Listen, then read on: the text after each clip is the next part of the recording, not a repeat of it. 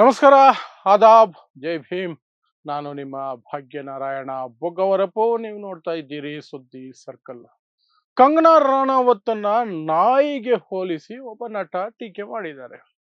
ಪತ್ರಕರ್ತರು ಕಂಗನಾ ರಾಣಾವತ್ತು ಜೆನ್ಸಿ ಬಗ್ಗೆ ಆಡಿರುವಂತಹ ಕೆಟ್ಟ ಕೊಳಕ ನಾನ್ಸೆನ್ಸ್ ಮಾತುಗಳ ಬಗ್ಗೆ ಪ್ರತಿಕ್ರಿಯೆ ಕೇಳಿದಾಗ ಹುಲಿ ಘರ್ಜಿಸುತ್ತೆ, ಆನೆ ಅಬ್ಬರಿಸುತ್ತೆ, ನಾಯಿ ಬೊಗಳುತ್ತೆ, ಏನು ಮಾಡೋಕ್ಕಾಗೋದಿಲ್ಲ ಅಂತ ಒಂದು ಮಾತು ಹೇಳಿದ್ದಾರೆ. ಆ ಮೂಲಕ ಕಂಗನಾ ರಾಣಾವತ್ ಮಾತುಗಳನ್ನ ನಾಯಿಯ ಬೊಗಳುವಿಕೆಗೆ ಅವರು ಕಂಪೇರ್ ಮಾಡಿದ್ದಾರೆ. ಸೊ ಯಾರು ಈ ವ್ಯಕ್ತಿ, ಯಾರು ಈ ನಟ, ಮತ್ತು ಏನ್ ನಡೀತಾ ಇದೆ ಕಂಗನಾ ರಾಣಾವತ್ ವಿಚಾರವಾಗಿ ಇತ್ತೀಚೆಗೆ, ಆ ಕಂಗನಾ ರಾಣಾವತ್ ಅಂತ ಕರೆಸಿಕೊಳ್ಳುವಂತಹ ಯಾವುದಕ್ಕೂ ಲಾಯಕ್ಕಿಲ್ಲದ ಬಟ್ ಬಿಜೆಪಿಗೆ ಮಾತ್ರ ಲಾಯಕ್ಕಾಗಿ ಕಾಣುವಂತಹ ಸಂಸದೆ, ಆ ಮಹಾತಾಯಿಯ ಬಾಯಿ ಯಾವ ರೀತಿಯಾದಂತಹ ಪದಗಳನ್ನ ಬಳಸ್ಕೊಂಡು ಬರ್ತಾ ಇದೆ ಜೆನ್ಸಿ ವಿಚಾರವಾಗಿ ವಿವರಿಸುವಂತಹ ಪ್ರಯತ್ನವನ್ನು ಮಾಡ್ತೀನಿ. ಸೊ ಜಂತರ್ ಮಂತರ್ನಲ್ಲಿ ಯಾವಾಗ ಜೆನ್ಸಿಗೆ ಗೆಲುವಾಯ್ತು, ನರೇಂದ್ರ ಮೋದಿನೇ ನಡುಗ್ ಹೋಗಿ ತನ್ನ ಮಂತ್ರಿಯಿಂದ ರಾಜೀನಾಮೆ ಪಡ್ಕೊಳ್ಬೇಕಾದಂತಹ ಸನ್ನಿವೇಶ ಎದುರಾಯ್ತು, ಆ ಕ್ಷಣದಿಂದ ಅಂಧ ಭಕ್ತರು, ಮೋದಿ ಭಕ್ತರು, ಬಿಜೆಪಿ ಭಕ್ತರು, ಸಂಘ ಪರಿವಾರದ ಸಂಘಿಗಳು ಎಲ್ರೂ ಸಹ ಕ್ಷುದ್ರರಾಗ್ಬಿಟ್ಟಿದ್ದಾರೆ. ಏನಾದ್ರೂ ಒಂದು ಬೈತಾನೆ ಇರಬೇಕು ಜೆನ್ಸಿನ. ಪುಟ್ಟ ಮಕ್ಕಳಾದ್ರೂ ಸರಿ ಅವರನ್ನ ಬೆದರಿಸ್ಬೇಕು. ರೇಪ್ ಮಾಡ್ತೀನಿ ಅಂತ 15 ವರ್ಷದ ಮಕ್ಕಳನ್ನ ಎದುರಿಸ್ಬೇಕು. ಆ ರೀತಿಯಾಗಿ ಹುಚ್ಚು ನಾಯಿಗಳ ಹಾಗೆ ಬಿದ್ದಿದ್ದಾರೆ. ಅವರಿಗೆ ಹಿನ್ನೆಲೆ ಬೊಗಳುವಿಕೆಯನ್ನ ಈ ಎಂಜಲು ಮಾಧ್ಯಮಗಳು, ಗೋಧಿ ಮಾಧ್ಯಮಗಳು ಕೊಡ್ತಾ ಇದ್ದಾವೆ. ನೀವು ಫ್ರಂಟ್ ಅಲ್ಲಿ ಬೊಗಳ್ರಿ, ನಾವು ಹಿಂದುಗಡೆಯಿಂದ ಕೋರಸ್ ಕೊಡ್ತೀವಿ ಅನ್ನೋ ರೀತಿಯಲ್ಲಿ ಈ ಎಂಜಲು ಮಾಧ್ಯಮಗಳು ಬದುಕ್ತಾ ಇದ್ದಾವೆ. ಸೊ ಅದರ ಭಾಗವಾಗಿ ಕಂಗನಾ ರಾಣಾವತ್ ಅನ್ನುವಂತಹ ಸಜ್ಜನಿಕೆಯ ಯಾವುದೇ ಒಂದು ಕೆಟ್ಟ ಅಭ್ಯಾಸಗಳಿಲ್ಲದ, ಯಾವುದೇ ಒಂದು ರೀತಿಯಾದಂತಹ ಕೆಟ್ಟ ಹೆಸರಿಲ್ಲದಂತಹ, ತುಂಬಾ ನಾಲೆಜಬಲ್, ಹೆವಿ ನಾಲೆಜ್ ಅವ್ರದ್ದು. ಕೇಂಬ್ರಿಡ್ಜ್ ಲೈಬ್ರರಿಗಳು ಸಹ ನಾಚ್ಕೋಬೇಕು, ಆ ಲೆವೆಲ್ ನಾಲೆಜ್ ಇರುವಂತಹ ಕಂಗನಾ ರಾಣಾವತ್. ಈ ಅಭ್ಯಾಸಗಳು ಅವ್ರ ವೈಯಕ್ತಿಕದ್ದು ನಾನು ಯಾಕೆ ಹೇಳ್ತಿದ್ದೀನಿ ಅಂದ್ರೆ, ಮುಂದೆ ಗೊತ್ತಾಗತ್ತೆ ನಿಮ್ಗೆ ಅವ್ರು ಬೇರೆಯವ್ರ ಬಗ್ಗೆ ಏನ್ ಮಾತಾಡ್ತಾರೆ ಅದ್ರ ಮೇಲೇನೆ ಅವರನ್ನ ನಾವು ವಿಮರ್ಶೆ ಮಾಡಬೇಕಾಗತ್ತೆ. ಸೊ ಇಷ್ಟೆಲ್ಲಾ ಗುಣಲಕ್ಷಣಗಳನ್ನು ಹೊಂದಿರುವಂತಹ ಕಂಗನಾ ರಾಣಾವತ್ ತನ್ನ ಬಾಯಿ ಎಂಥದ್ದು, ತನ್ನ ಮನಸ್ಥಿತಿ ಎಂಥದ್ದು ಅನ್ನೋದನ್ನ ಮತ್ತೊಮ್ಮೆ ಹೊರ ಹಾಕೋದಕ್ಕೆ ಎಲ್ಲ ಸಿದ್ಧತೆ ಮಾಡ್ಕೊಂಡ್ಬಂದು ಹೊರ ಹಾಕಿದ್ರು. ಏನು, ಜೆನ್ಸಿಯನ್ನ ಮೋರಿಯ ಕ್ರಿಮಿಗಳು, ಗಟರ್ ಚಾಪ್ಸ್ ಕ್ರಿಮಿಗಳಂತೆ, ಅವರು ಮೋರಿಯಲ್ಲಿ ಬಿದ್ದಿರ್ಬೇಕಾದವರಂತೆ. ಅವರು ಬಳಸೋ ಭಾಷೆ ತುಂಬಾ ತುಂಬಾ ತುಂಬಾ ಕೆಟ್ಟದಾಗಿದೆ ಅಂತೆ. ಮತ್ತೆ ಅವರು ಹಾಕೋ ಬಟ್ಟೆ, ಹುಯ್ಯು, ತುಂಬಾ ಕೆಟ್ಟದಾಗಿದೆ ಅಂತೆ. ಅದ್ರ ಜೊತೆಗೆ ಆ ಪ್ರತಿಭಟನೆಗೆ ಬಂದಂತಹ ಹುಡುಗಿಯರಿದ್ರಲ್ಲ, ಅವರೆಲ್ಲ ಕಾಮಪಿಚಾಚಿಗಳಂತೆ. ಡೈಲಿ ಸುಮಾರು ಜನರ ಜೊತೆ ಕಾಮದಲ್ಲಿ ತೊಡಗಿಸ್ಕೊಳ್ಳುವವರಂತೆ. ಹೀಗೆ ತನ್ನ ಯೋಗ್ಯತೆಗೆ ಅನುಗುಣವಾಗಿ ಕಂಗನಾ ರಾಣಾವತ್ ಏನೆಲ್ಲ ಬೊಗಳಬಹುದೋ ಅಷ್ಟನ್ನು ಬೊಗಳಿದ್ದಾರೆ, ಯಾಕೆ? ಬಿಜೆಪಿಯಲ್ಲಿ ನಾನು ಬದುಕಿದ್ದೀನಿ ಅಂತ ತೋರಿಸ್ಕೊಳ್ಳೋದಕ್ಕೆ, ಪ್ಲಸ್ ನರೇಂದ್ರ ಮೋದಿಗೆ ಬಕೆಟ್ ಹಿಡಿಯೋದಕ್ಕೆ, ಇನ್ನೇನಕ್ಕೂ ಅಲ್ಲ. ಅಷ್ಟೇ, ಇನ್ನೇನಿಲ್ಲ. ಅವ್ರ ಕ್ಷೇತ್ರದಲ್ಲಿ ಹೋಗಿ ಕೆಲಸ ಮಾಡಿ ಅನ್ನಿ. ಮಂಡಿ ಅಂತ ಅವ್ರ ಕ್ಷೇತ್ರ ಇದೆ ಹಿಮಾಚಲದಲ್ಲಿ, ಅಲ್ಲಿ ಹೋಗಿ ಕೆಲಸ ಮಾಡಿ ಅನ್ನಿ. ಅಲ್ಲಿ ನೆರೆ ಬಂದಾಗ ಹೋದಾಗ ಜನ ಕೇಳಿದ್ರು, ಮೇಡಮ್ ಮನೆ ಬಿದ್ದೋಯ್ತು, ಮೇಡಮ್ ಏನೋ ಆಗೋಯ್ತು, ಏನಾದ್ರು ಸಹಾಯ ಮಾಡಿ ಅಂತಂದ್ರೆ, ಅಯ್ಯೋ ನಾನೇನ್ ಮಾಡಕ್ಕಾಗತ್ತೆ, ನಾನೇನು ಮಂತ್ರಿನ ಪಂತ್ರಿನ, ನಾನು ಸುಮ್ಮನೆ ನೋಡ್ಕೊಂಡು ಹೋಗಕ್ ಬಂದೆ ಅಂತ ಡೈಲಾಗ್ ಹೊಡೆದ್ಬಿಟ್ರು. ಆನ್ ಕ್ಯಾಮರಾ ಡೈಲಾಗ್ ಅದು. ನಾನು ಏನು ಮಾಡೋಕ್ಕಾಗಲ್ಲ, ನನ್ನ ಕೈಲಿ ಏನೂ ಇಲ್ಲ, ನಾನೇನು ಮಂತ್ರಿನೂ ಅಲ್ಲ ಏನಾದ್ರು ಮಾಡೋದಕ್ಕೆ, ನನ್ನ ಯಾಕೆ ಕೇಳ್ತೀರಾ? ಅಷ್ಟೇ. ನಾನು ಮೋದಿ ಭಜನೆಯಿಂದ ಟಿಕೆಟ್ ಗಿಟ್ಟಿಸ್ಕೊಂಡಿದ್ದೀನಿ, ನಿಮ್ಮ ಧರ್ಮಾಂಧತೆಗೆ ನೀವು ನನಗೆ ಓಟ್ ಹಾಕಿದಿರಿ, ಅನುಭವಿಸ್ರಿ ಅನ್ನೋ ರೀತಿಯಲ್ಲಿ ಇತ್ತು ಆ ಉತ್ತರ. ಸೊ ಅದಕ್ಕೆ ಮಾತ್ರ ಆಗಲ್ಲ, ಬಟ್ ಇಂಥದಕ್ಕೆ ಮಾತ್ರ ಬಕೆಟ್ ಹಿಡ್ಕೊಂಡು ಓಡ ಬಂದ್ಬಿಡೋದು. ಮಾಧ್ಯಮಗಳು, ಈ ಎಂಜಲು ಮಾಧ್ಯಮ, ಕಂತ್ರಿ ಮಾಧ್ಯಮಗಳು ಬಿಲ್ಡಪ್ ಬೇರೆ ಕೊಡ್ತಾವಲ್ಲ, ವಾವ್ ವಾವ್ ಸೂಪರ್ ಸೂಪರ್, ಚೆನ್ನಾಗಿ ಮಾತಾಡಿದ್ರಿ ಮೇಡಮ್, ಚೆನ್ನಾಗಿ ಮಾತಾಡಿದ್ರಿ ಅಂತ. ಅದಕ್ಕೆ ಇನ್ನೊಂದಷ್ಟು ಅವ್ರಿಗೆ ಪಂಪ್ ಹೊಡೆದಂಗೆ ಆಗುತ್ತೆ, ನೆಕ್ಸ್ಟ್ ಲೆವೆಲ್ಗೆ ಹೋಗಿ ಇನ್ನೊಂದಷ್ಟು ಕೊಳಕ ಮಾತಾಡೋದು.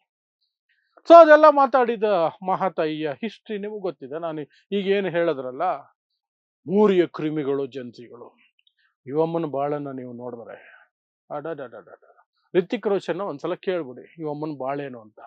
ಆ ಮನುಷ್ಯ ಬಿಚ್ಚಿಡ್ತಾರೆ.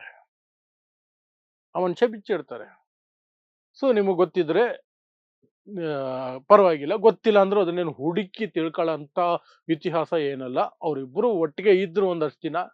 ಆಮೇಲೆ ಬೀದಿಗೆ ಬಂದು ಇವ್ರನ್ನವರು ಅವ್ರನ್ನಿವ್ರು ಏನೆಲ್ಲ ಬೈಕೋಬೋದು, ಏನೆಲ್ಲ ಆಪಾದನೆಗಳನ್ನು ಮಾಡ್ಕೋಬೋದು ಎಲ್ಲ ಮಾಡ್ಕೊಂಡ್ರು.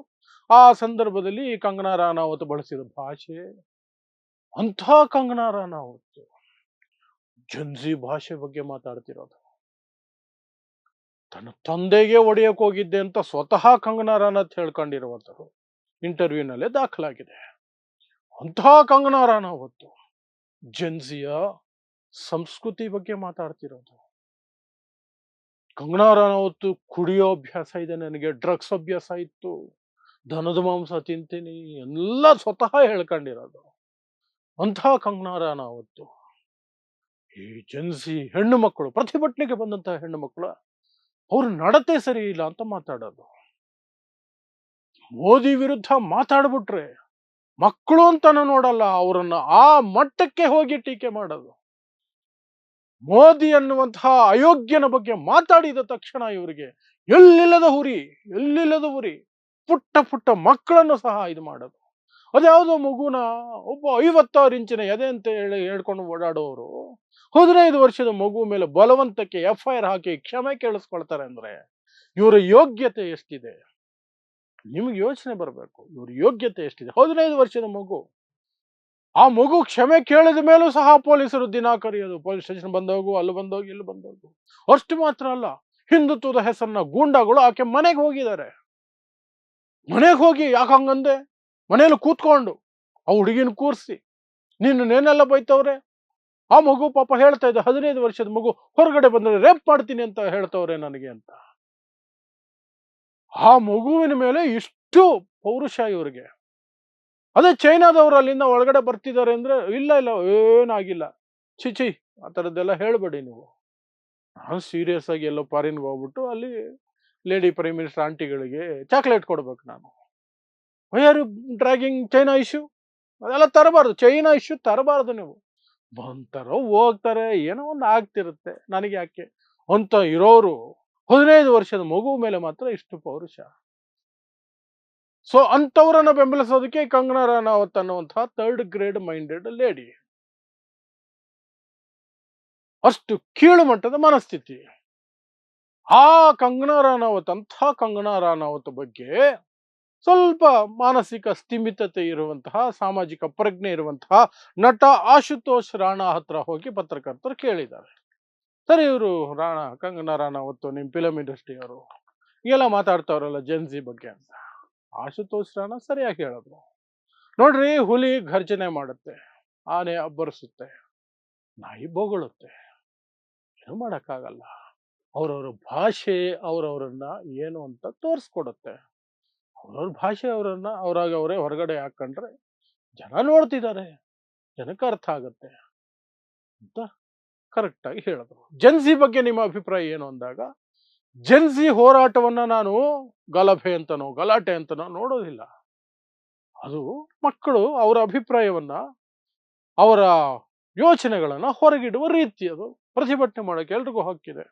ಅವ್ರು ಅವ್ರದೇ ರೀತಿಯಲ್ಲಿ ಪ್ರತಿಭಟನೆ ಮಾಡಿದ್ದಾರೆ. ಅವರು ಹೇಳ್ತಿರುವಂತ ಸಮಸ್ಯೆ ಬಗ್ಗೆ ನೀವು ಯೋಚನೆ ಮಾಡಬೇಕು. ಏನೇನೋ ಹೇಳ್ಕೊಂಡು ಇದ್ರೆ ಆಗಲ್ಲ ಅಂತ ಜನ್ಸಿ ಪರವಾಗಿ ಆಶುತೋಷ್ ರಾಣಾ ಮಾತಾಡ್ತಾರೆ.